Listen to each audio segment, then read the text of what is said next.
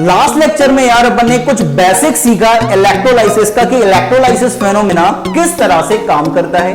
अब बात करते हैं जो नेक्स्ट हमसे जो क्वेश्चन पूछा जाता है वो ये कि प्रोडक्ट ऑफ इलेक्ट्रोलाइसिस क्या होने वाला है। चलिए देखते हैं।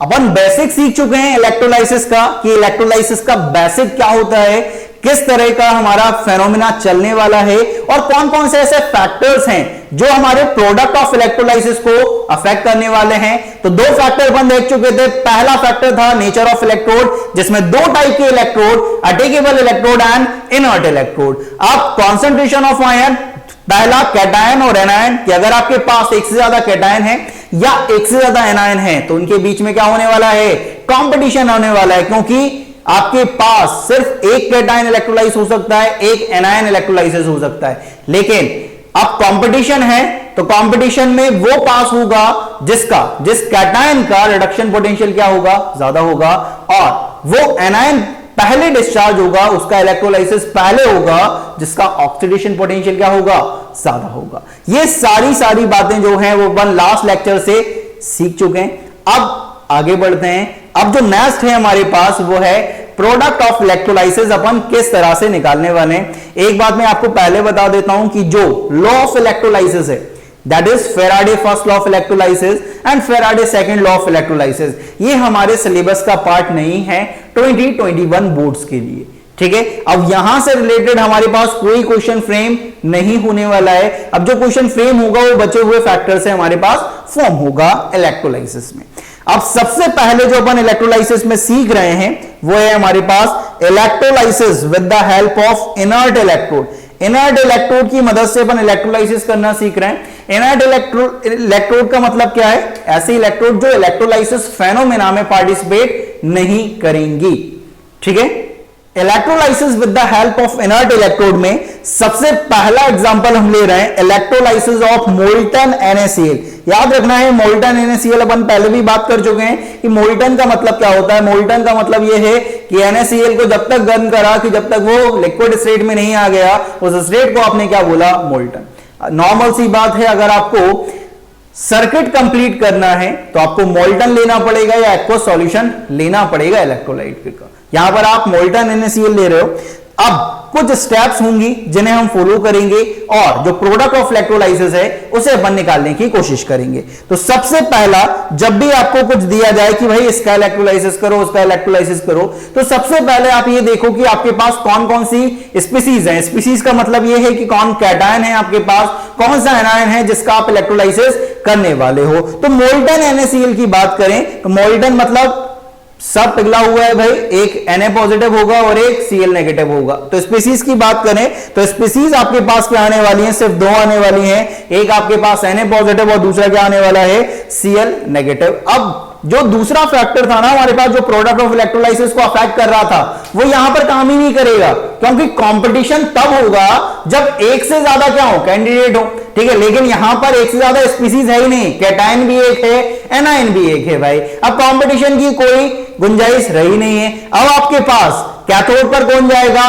कैटायन, एनोड पर कौन जाएगा, एनायन। कैथोड पर कैटायन क्यों जा रहा है, क्योंकि कैटायन का क्या होगा, रिडक्शन होगा, और रिडक्शन जिस इलेक्ट्रोड पर होता है उस इलेक्ट्रोड को नाम तो हमने कैथोड दिया है। और एनायन एनोड पर क्यों जा रहा है, क्योंकि एनायन का होगा ऑक्सीडेशन, और जिस इलेक्ट्रोड पर ऑक्सीडेशन होता है उसे आप क्या बोलते हो, उसे आप बोलते हो एनोड। तो एनोड की पहले बात कर लेते हैं कि एनोड पर हमारा एनायन जा रहा है, एनायन हमारे पास Cl नेगेटिव है। अब ऑक्सीडेशन होगा तो ये इलेक्ट्रॉन को लूज करेगा, जो Cl नेगेटिव है वो एक इलेक्ट्रॉन को लूज करेगा और Cl2 गैस आपकी कहां पर रिलीज हो जाएगी, एनोड पर आपकी Cl2 गैस रिलीज होगी। कैथोड की बात करें तो कैथोड पर कैटायन जाएगा, कैटायन आपके पास सिर्फ एक है Na पॉजिटिव, वो क्या करेगा, इलेक्ट्रॉन को गेन करेगा और जो आपका सोडियम है वो आपका कैथोड पर जाकर डिपॉजिट हो जाएगा। सिंपल सी बात है कि दो स्पीसीज थी सिर्फ, उनका इलेक्ट्रोलाइसिस हुआ, आपका जो Cl2 है क्लोरीन गैस है वो आपकी एनोड पर जाकर रिलीज हो गई है और जो सोडियम है वो कैथोड पर जाकर डिपॉजिट हो चुका है, क्योंकि क्लोरीन तो गैस है वो तो एनोड पर जाएगी और वहां पर जाकर रिलीज हो जाएगी और जो आपका सोडियम है वो कैथोड पर जाकर डिपॉजिट हो जाएगा। तो ये पहला है मोल्टन NaCl का। मोल्टन NaCl में आपका याद रखना है, नेचर ऑफ इलेक्ट्रोड को अपन ने फिक्स कर दिया है कि नॉन अटेगेबल इलेक्ट्रोड ले रहे हैं, इनर्ट इलेक्ट्रोड। यहां पर जो भी इलेक्ट्रोड ली गई है, प्लैटिनम या ग्रेफाइट इलेक्ट्रोड, वो इलेक्ट्रोलाइसिस फेनोमेना में पार्टिसिपेट नहीं करी है। ठीक है, यहां पर इलेक्ट्रोलाइसिस फेनोमेना में वो पार्टिसिपेट नहीं करी है, इस बात का ध्यान रखेंगे। अब जो दूसरा एग्जांपल है हमारे पास वो है इलेक्ट्रोलाइसिस ऑफ कॉपर सल्फेट। अब कॉपर सल्फेट है आपके पास, वो भी क्या है, एक्वस। एक्वस मतलब आपने कॉपर सल्फेट लिया, उसे उठाकर किसमें डाल दिया, पानी में डाल दिया, आपके पास एक सॉल्यूशन तैयार हो गया, एक्वस कॉपर सल्फेट। अब ये जो सॉल्यूशन है एक्वस कॉपर सल्फेट, अब बात करते हैं कि इस एक्वस कॉपर सल्फेट में आपके पास स्पीसीज कौन कौन सी हैं यार। ठीक है, सबसे पहले तो आप स्पीसीज निकालो, जब भी इलेक्ट्रोलाइसिस फेनोमेना करना हो सबसे पहले आप स्पीसीज निकालोगे। तो स्पीसीज की बात करते हैं कि आपके पास कौन कौन सी स्पीसीज हैं।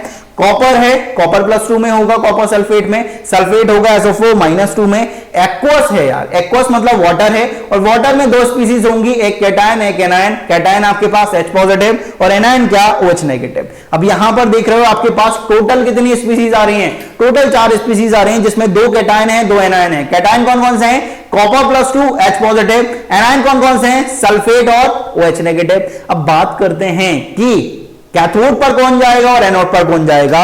कैथोड की बात करते हैं सबसे पहले कि कैथोड पर जाने के लिए आपके पास 2 कैंडिडेट कौन कौन से हैं, 2 स्पीसीज कौन कौन सी हैं।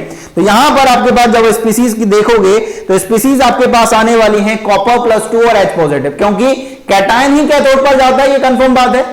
ठीक है, ये तो पता है कि कैटायन जो है वो कैथोड पर जाएगा, जो अपन पहले सीख चुके हैं। जिसने अभी तक वो वीडियो नहीं देखी है भाई, ठीक है, वो पहले वाले वीडियो देखे फिर यहां पर आए। इन चीजों को समझना बड़ा आसान हो जाएगा उस वीडियो से, क्योंकि जितने बेसिक थे वो इस वीडियो में कवर कर चुके हैं। अब तो सिर्फ फोकस कर रहे हैं प्रोडक्ट ऑफ इलेक्ट्रोलाइसिस पर। अब यहां पर देखना कि आपके पास क्या क्या है भाई, कैटायन दो हैं आपके पास, एक आपके पास है क्या, कॉपर +2, एक है आपके पास H पॉजिटिव। अब इन दोनों के बीच में कंपटीशन है, इन दोनों के बीच में क्या है, कंपटीशन है कि भाई कौन पहले डिस्चार्ज होगा। कॉपर +2 बोल रहा है कि भाई मैं जाऊंगा, H पॉजिटिव बोल रहा है कि मैं जाऊंगा। अब इन दोनों के बीच में कंपटीशन होगा कि कंपटीशन इस बेसिस पे रखा गया कि वो कैटायन पहले डिस्चार्ज होगा जिसका रिडक्शन पोटेंशियल क्या होगा, जिसका रिडक्शन पोटेंशियल क्या होगा, ज्यादा होगा।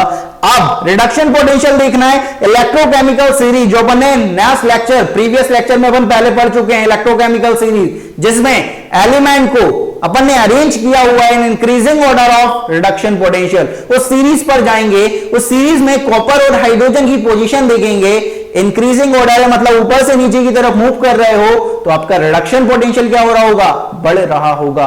और रिडक्शन पोटेंशियल बढ़ रहा है तो आप देखोगे कि कॉपर जो है वो हाइड्रोजन के नीचे आता है, कॉपर जो है वो हाइड्रोजन के क्या आता है, नीचे आता है, और ऊपर से नीचे रिडक्शन पोटेंशियल बढ़ रहा है। तो कॉपर का रिडक्शन पोटेंशियल क्या है, ज्यादा है एज कंपेयर टू हाइड्रोजन। तो एक बात तो समझ आ गई कि यहां पर जो कॉपर +2 है उसका क्या होगा, उसका कैथोड पर इलेक्ट्रोलाइसिस होने वाला है भाई, उसका रिडक्शन होने वाला है।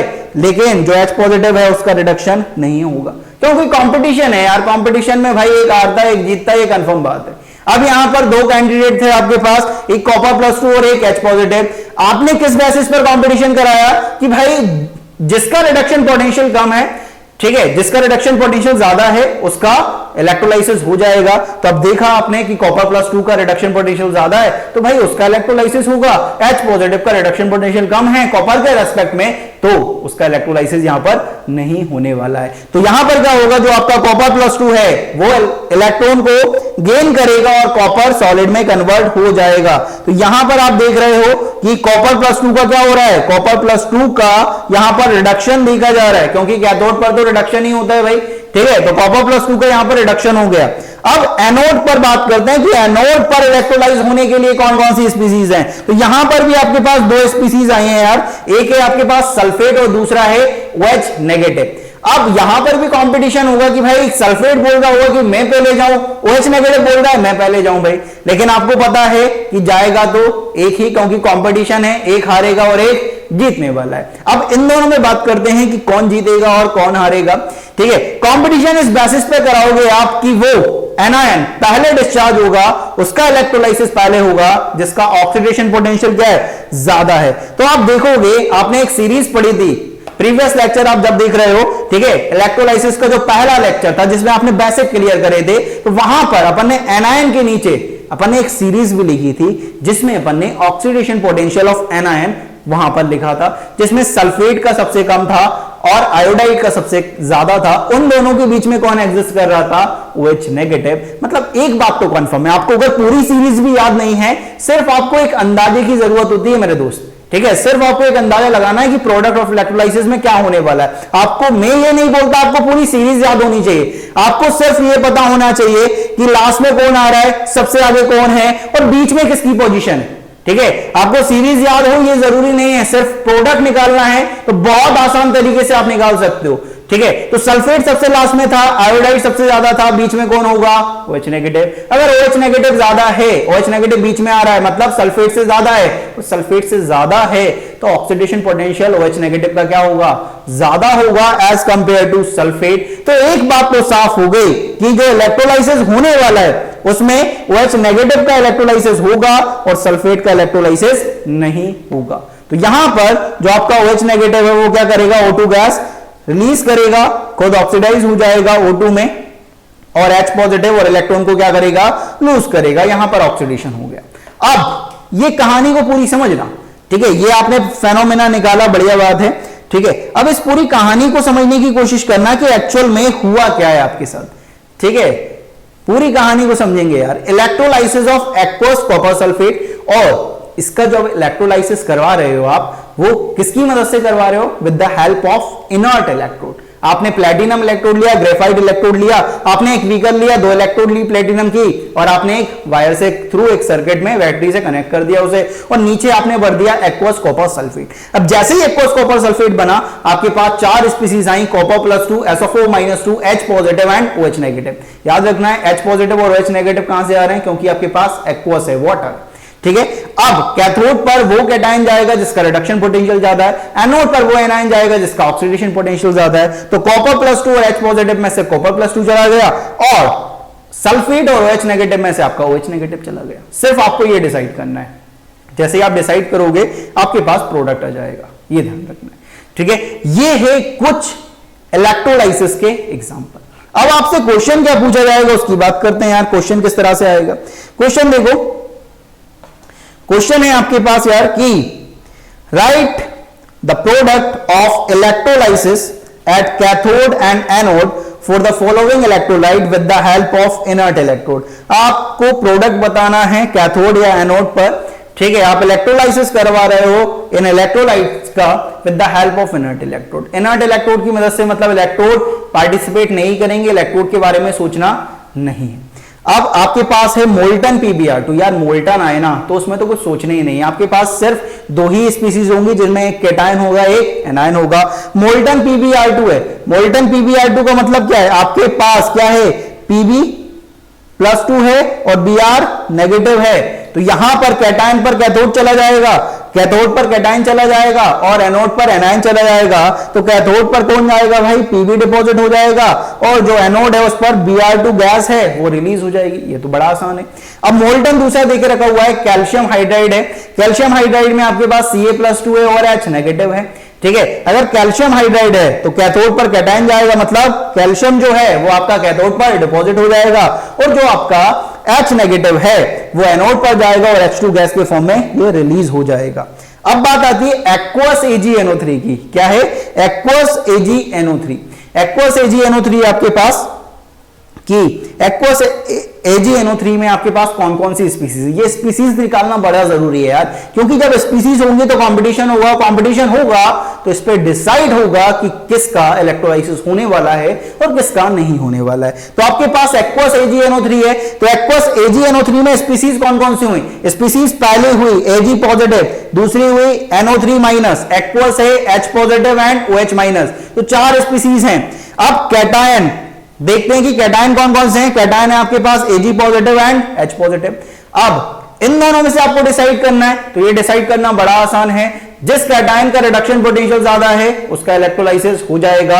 आप इलेक्ट्रोकेमिकल सीरीज में जाओगे, ऊपर से नीचे मूव करोगे तो आपको पता चलेगा कि जो Ag है उसकी पोजीशन हाइड्रोजन के रेस्पेक्ट में नीचे आती है, और नीचे आती है तो उसका रिडक्शन पोटेंशियल ज्यादा होगा। अगर उसका रिडक्शन पोटेंशियल ज्यादा है तो उसका रिडक्शन हो जाएगा, उसका इलेक्ट्रोलाइसिस हो जाएगा। H पॉजिटिव का इलेक्ट्रोलाइसिस नहीं होगा तो कैथोड पर आपका जो सिल्वर है वो डिपॉजिट हो जाएगा। जैसे आप जानते हो ना इलेक्ट्रोप्लेटिंग, कोई बोले यार मेरे पास क्या है, एक कॉपर का स्पून है और मुझे क्या करना है, यहां पर सिल्वर की इलेक्ट्रोप्लेटिंग करानी है, तो आप क्या करोगे यार कि यहां पर आप कॉपर लोगे, कॉपर का इलेक्ट्रोड लोगे, वहां पर आप एक्वस AgNO3 के साथ रिएक्शन करवा दोगे, इलेक्ट्रोलाइज करवाओगे, तो Ag जो है वो आपका कैथोड पर जाकर क्या हो जाएगा, डिपॉजिट हो जाएगा। तो ये इलेक्ट्रोप्लेटिंग इस तरह से होती है यार, ये ध्यान रखें। अब जो एनायन है वो आपके पास कौन से हैं, एक OH नेगेटिव और दूसरा नाइट्रेट है, और आप जानते हो OH नेगेटिव नाइट्रेट से ज्यादा ऑक्सीडेशन पोटेंशियल रखता है। अगर ज्यादा ऑक्सीडेशन पोटेंशियल है तो OH नेगेटिव का इलेक्ट्रोलाइसिस हो जाएगा, और इलेक्ट्रोलाइसिस होगा तो एनोड पर आपकी O2 गैस क्या हो जाएगी, रिलीज हो जाएगी। इस बात का ध्यान रखेंगे। अब बात करते हैं एक्वस AlCl3 की, एक्वस AlCl3। तो एक्वस AlCl3 जब आप देख रहे हो तो आपके पास जो आयन है वो कौन कौन से हैं, वो आपके पास हैं Al+3, दूसरा है आपके पास Cl नेगेटिव, एक है H पॉजिटिव और दूसरा OH नेगेटिव, ये ध्यान रखना है, ठीक है। ये जो आयन है उनके आप बीच में कंपटीशन होगा, कैटायन दो हैं Al+3 एंड H पॉजिटिव। अब उस कैटायन का इलेक्ट्रोलाइसिस पहले होगा जिसका रिडक्शन पोटेंशियल क्या है, ज्यादा है।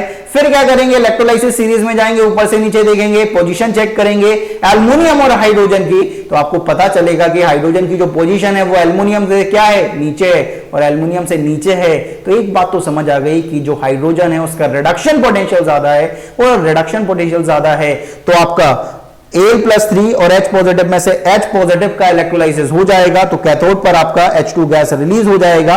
और एनोड की बात करें तो एनोड पर आपके पास दो हैं, OH negative and Cl negative. अब दोनों में आप डिसाइड करना है, तो जिसका ऑक्सीडेशन पोटेंशियल ज्यादा है उसका क्या हो जाएगा भाई, ऑक्सीडेशन होगा। तो OH नेगेटिव और Cl नेगेटिव में बात करें तो Cl नेगेटिव का आपका जो ऑक्सीडेशन पोटेंशियल है वो ज्यादा है, तो यहां पर जो Cl नेगेटिव है उसका ऑक्सीडेशन होगा, और जो आपकी Cl2 गैस है वो यहां पर एनोड पर जाकर क्या हो जाएगी, रिलीज हो जाएगी। लास्ट देखते हैं एक्वस NaCl, अभी देखा एक्वस NaCl की बात करते हैं। तो एक्वस NaCl में कौन कौन है, H positive, OH negative, Na positive, Cl negative. तो यहां पर बात करते हैं कैटायन दो हैं, Na पॉजिटिव और H पॉजिटिव। उस कैटायन का पहला इलेक्ट्रोलाइसिस होगा जिसका रिडक्शन पोटेंशियल ज्यादा है। तो Na पॉजिटिव और H पॉजिटिव में देखोगे इलेक्ट्रोकेमिकल सीरीज में तो आपको पता चलेगा कि हाइड्रोजन जो है उसका रिडक्शन पोटेंशियल ज्यादा है एज कंपेयर टू सोडियम, तो कैथोड पर आपका H2 गैस रिलीज होगा। और एनायन की बात करें तो एनायन दो हैं, Cl नेगेटिव, OH नेगेटिव। अभी देखा कि जो Cl नेगेटिव होता है उसका जो ऑक्सीडेशन पोटेंशियल होता है वो OH नेगेटिव के कंपैरिजन में ज्यादा होता है। अगर ज्यादा है तो एनोड पर कौन रिलीज हो जाएगा, Cl2 गैस। तो ये सारी चीजें आपको सोचना आना चाहिए।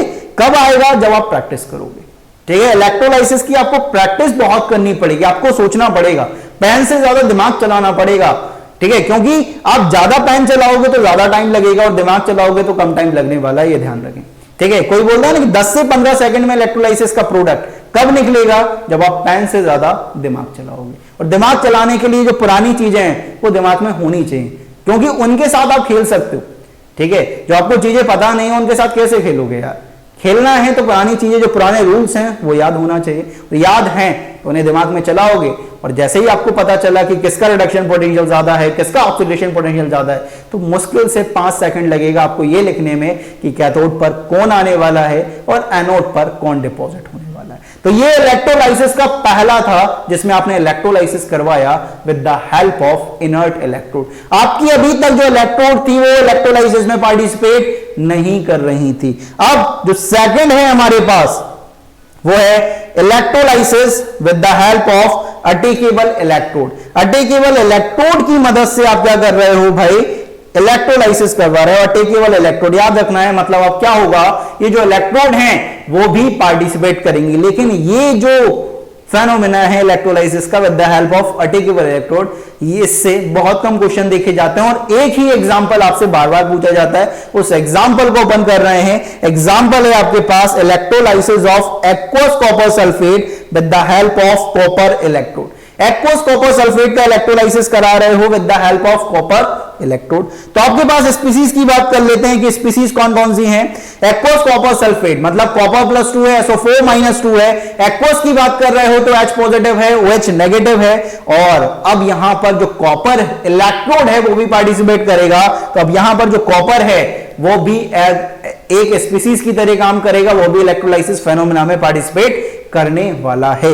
अब बात करते हैं कैथोड। कैथोड पर कौन जाएगा? कैथोड पर कैटायन जाता है भाई। कैथोड पर रिडक्शन होता है। रिडक्शन होगा मतलब इलेक्ट्रॉन को गेन करना है। अब इलेक्ट्रॉन कौन कौन गेन कर सकता है? एक आपके पास कॉपर +2 और दूसरा H पॉजिटिव है। याद रखना, कोई सोच रहा होगा कि ये कॉपर भी इलेक्ट्रॉन गेन कर सकता है। यार मेटल है, मेटल की टेंडेंसी इलेक्ट्रॉन लूज करने की है। जब वो इलेक्ट्रॉन को गेन करेगा तो आपको जबरदस्ती एनर्जी देनी पड़ेगी उसे, ठीक है। तो ये जबरदस्ती प्रोसेस नहीं कर सकते, स्पॉन्टेनियस होती है। याद रखना, इलेक्ट्रोलाइसिस फेनोमेना स्पॉन्टेनियस होता है, अपनी मर्जी से होता है, जबरदस्ती नहीं करा सकते हैं आप। इलेक्ट्रोड पे कैथोड पर जाने के लिए आपके पास दो हैं, एक कॉपर +2 और दूसरा H पॉजिटिव है। अब इन दोनों के बीच में कंपटीशन है यार, कैटायन आ गए, दो हैं कॉपर +2 H पॉजिटिव। अब बात करते हैं कि किसका इलेक्ट्रोलाइसिस होगा। वही चीज अप्लाई करनी है कि उस कैटायन का इलेक्ट्रोलाइसिस होगा जिसका रिडक्शन पोटेंशियल क्या होगा? ज्यादा होगा। कॉपर और हाइड्रोजन का कंपेयर करोगे तो पता चलेगा कॉपर का रिडक्शन पोटेंशियल हाइड्रोजन के कंपैरिजन में ज्यादा होता है। अगर रिडक्शन पोटेंशियल ज्यादा है तो यहां पर जो कॉपर +2 है उसका क्या होगा? उसका रिडक्शन होगा, और रिडक्शन होगा तो यहां पर जो रिएक्शन बनेगी वो ये बनेगी कि कॉपर +2 इलेक्ट्रॉन गिव्स कॉपर। तो एक्चुअल में क्या होने वाला है कि इसको देखना, जैसे मैंने ये बीकर बना के रखा हुआ है, दो आपके पास कॉपर की इलेक्ट्रोड है, मेरे पीछे आप देख रहे होंगे, आपके पास क्या है? दो इलेक्ट्रोड हैं कॉपर की अलग अलग, ठीक है। अब यहां पर समझने की कोशिश करना, आपने उनको क्या करा है? आपने उनको बैटरी से कनेक्ट कर दिया है, और बैटरी से जैसे ही कनेक्ट करा आपने, और आपने इलेक्ट्रोलाइट क्या लिया है? Aqueous copper sulphate. Aqueous copper sulphate मतलब आपके पास कौन कौन सी स्पीसीज हैं? आपके पास जो इलेक्ट्रोलाइसिस में इलेक्ट्रोलाइट जो है वहां पर जो स्पीसीज आने वाली है सॉल्यूशन में, सॉल्यूशन की बात कर रहा हूं मैं, ये जो सॉल्यूशन है, ठीक है, इसमें क्या होने वाला है? आपके पास अलग अलग स्पीसीज आने वाली है। यहां पर कौन कौन होगा? यहां पर आपके पास कॉपर +2 भी होगा, यहां पर आपके पास SO4 -2 भी होगा, यहां पर आपके पास H पॉजिटिव भी होगा, यहां पर आपके पास OH नेगेटिव भी होगा। अब कैथोड पर क्या होने वाला है? कैथोड पर जो कॉपर +2 है, ये जो सॉल्यूशन में कॉपर +2 भरा हुआ है, ये इलेक्ट्रोलाइट, वो क्या करेगा? इलेक्ट्रॉन को गेन करेगा और आपके कैथोड पर जाकर क्या हो जाएगा? डिपॉजिट हो जाएगा। इस बात का ध्यान रखिए। तो कैथोड पर तो ये रिएक्शन हो गई। अब बात करते हैं एनोड। एनोड पर क्या होने वाला है? एनोड पर जाने के लिए आपके पास जो स्पीसीज हैं वो अलग अलग हैं। कौन कौन है? एक आपके पास सल्फेट है, और दूसरा OH नेगेटिव है, और तीसरा कॉपर भी है। यार यहां पर ऑक्सीडेशन तो हो सकता है ना, इलेक्ट्रॉन को लूज तो कर सकता है ये, क्योंकि मेटल है और मेटल की टेंडेंसी यही है कि इलेक्ट्रॉन को लूज करेगा। तो यहां पर आपके पास तीन स्पीसीज हैं, सल्फेट, हाइड्रोक्साइड एंड कॉपर। अब इन तीनों में आपको डिसाइड करना पड़ेगा कि किसका इलेक्ट्रोलाइसिस होने वाला है। अब यहां पर आप देखते हो तो आपको पता चलता है कि ये जो कॉपर है इसका इलेक्ट्रोलाइसिस होता है, OH नेगेटिव और सल्फेट का इलेक्ट्रोलाइसिस नहीं होता है। तो यहां पर जो रिएक्शन बनेगी वो क्या बनेगी? जो कॉपर होगा वो कॉपर +2 में जाएगा और दो इलेक्ट्रॉन को क्या करेगा? लूज करेगा। तो एक्चुअल में इस फेनोमेना को देखना कि यहां पर क्या हुआ है कि जो इलेक्ट्रोलाइट था कॉपर +2, इलेक्ट्रोलाइट सॉल्यूशन में जो पड़ा हुआ था, उसने इलेक्ट्रॉन को गेन किया, वो कैथोड पर जाकर डिपॉजिट हो गया। अब जो आपका एनोड है, ये जो आपका एनोड है भाई, ये एनोड, यहां से कॉपर क्या करेगा? यहां से कॉपर निकल के सॉल्यूशन में आ जाएगा कॉपर +2 के फॉर्म में, ठीक है। तो यहां से सॉल्यूशन से जा रहा है कैथोड पर, और एनोड से कॉपर जो है वो सॉल्यूशन में आ रहा है। ये दोनों प्रोसेस चल रही है साथ साथ। तो ये है अटेकेबल इलेक्ट्रोड। अटेकेबल इलेक्ट्रोड में एक बात ध्यान रखना है कि ये जो इलेक्ट्रोड है वो भी पार्टिसिपेट कर रही हैं। यहां पर जो कैथोड है, जो एनोड है, वो भी इलेक्ट्रोलाइसिस फेनोमेना में पार्टिसिपेट कर रही है। लेकिन जो इनर्ट इलेक्ट्रोलाइट की मदद से आप इलेक्ट्रोलाइसिस कराते थे, उस केस में आपकी जो इलेक्ट्रोड थी कैथोड और एनोड, वो इलेक्ट्रोलाइसिस फेनोमेना में पार्टिसिपेट नहीं करती थी। इस बात का ध्यान रखेंगे यार। तो ये सारी चीजें हैं इलेक्ट्रोलाइसिस में। अब जो थर्ड फैक्टर था amount of charge, that is Faraday law of electrolysis, वो हमारे इस बार सिलेबस का पार्ट नहीं है। तो यहां से जो भी क्वेश्चन पूछा जाएगा वो प्रोडक्ट ऑफ इलेक्ट्रोलाइसिस के बेसिस पर पूछा जाएगा, ठीक है। नोट्स की टेंशन लेना नहीं है, डिस्क्रिप्शन में आपको नोट्स PDF फॉर्म में दिए जा रहे हैं, वहां से आप डाउनलोड कर सकते हैं बड़ी आसानी से और इनका प्रॉपर यूज कर सकते हैं। तो आज की वीडियो का जो समरी है वो ये है कि प्रोडक्ट ऑफ इलेक्ट्रोलाइसिस निकालना है। सबसे पहले स्पीसीज लिख लो आप, और स्पीसीज लिखने के बाद जो भी कैटायन है, जो भी एनायन है, उनके बारे में ये सोचो कि किसका रिडक्शन पोटेंशियल ज्यादा है और किसका ऑक्सीडेशन पोटेंशियल ज्यादा है। जैसे ये दिमाग में चलेगा वैसे ही आपके जो इलेक्ट्रोलाइसिस है वो बहुत आसानी से आपको समझ आ जाएगा कि प्रोडक्ट कैथोड पर क्या जाने वाला है और एनोड पर क्या जाने वाला है। तो आज अपन ने सीख लिया है भाई कि प्रोडक्ट ऑफ इलेक्ट्रोलाइसिस कितनी आसानी से कितने कम टाइम में अपन निकाल सकते हैं। बस निकालना यह है कि रिडक्शन पोटेंशियल किसका ज्यादा है और ऑक्सीडेशन पोटेंशियल किसका ज्यादा है। जैसे ये पता चला प्रोडक्ट ऑफ इलेक्ट्रोलाइसिस आपके दिमाग में आ गया, और दिमाग में आ गया तो लिखने में कितना सा टाइम लगता है यार, दिमाग में आना जरूरी है यार। ठीक है, जैसे ही दिमाग में आएगा वैसे ही आपको पता चल जाएगा कि आपका इलेक्ट्रोलाइसिस का प्रोडक्ट क्या होगा, कैथोड पर कौन सी गैस रिलीज होगी या क्या डिपॉजिट होगा, एनोड पर किसका ऑक्सीडेशन होगा, ये सारी चीजें आपको पता चल जाएगा। कई बार आपसे इस तरह का क्वेश्चन पूछा जाता है कि भाई दो स्पीसीज दे देगा, ठीक है, दो कैटायन दे देगा, आपसे पूछेगा किसका इलेक्ट्रोलाइसिस होगा। ठीक है, दो एनायन दे देगा, आपसे पूछेगा कि किसका इलेक्ट्रोलाइसिस होने वाला है। तो इन दोनों में डिसाइड करना है, तो वही चीज अप्लाई करना है, reduction potential, oxidation potential. Cation के रेस्पेक्ट में रिडक्शन पोटेंशियल देख लो और एनायन के रेस्पेक्ट में ऑक्सीडेशन पोटेंशियल देख लो। जिसका रिडक्शन पोटेंशियल ज्यादा उसका इलेक्ट्रोलाइसिस हो जाएगा, और जिसका ऑक्सीडेशन पोटेंशियल ज्यादा उसका इलेक्ट्रोलाइसिस पॉसिबल होगा। याद रखना है दो में से या जितने भी हैं उनमें से सिर्फ एक का ही इलेक्ट्रोलाइसिस पॉसिबल है, ऐसा नहीं कि सारे इलेक्ट्रोलाइज हो जाए ना, एक जाएगा, ये ध्यान रखना। कॉम्पिटिशन है, एक जीतेगा एक हारेगा। ठीक है, तो इस वीडियो में आज अपन ने सीख लिया है कि इलेक्ट्रोलाइसिस जो फेनोमेना है वो किस तरह से काम करता है और प्रोडक्ट ऑफ इलेक्ट्रोलाइसिस अपन निकाल किस तरह से सकते हैं। तो इस वीडियो में बाबा जी की तरफ से इतना ही, मिलते हैं नेक्स्ट वीडियो में नए कॉन्सेप्ट के साथ। जय हो।